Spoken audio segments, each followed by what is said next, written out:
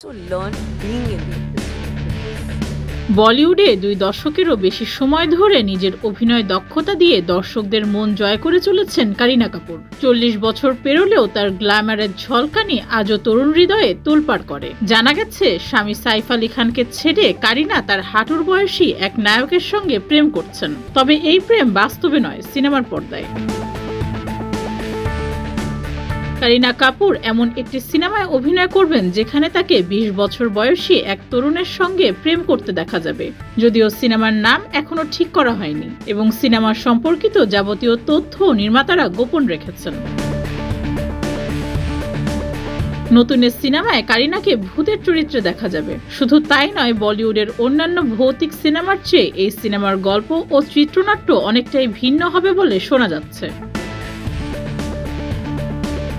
সম্প্রতি সিকান্দার সিনেমাতেও হাঁটুর বয়সী রশ্মিকা মান্দানার সঙ্গে জুটি বাঁধায় কটাক্ষের শিকার হয়েছিলেন সালমান খান। একই বিতর্কে জড়িয়েছেন আমির খানও। সিতারে জমিন পার সিনেমায় জেনেলিয়া দেশমুখের সঙ্গে জুটি বেঁধে বিতর্কে জড়িয়েছেন তিনি। এরপর ধুরন্ধর সিনেমায় 40 বছরের রণবীর সিংকেও 20 বছর বয়সী সারা অর্জুনের সঙ্গে প্রেম করতে দেখা গেছে। ডেস্ক রিপোর্ট, যুগের চিন্তা।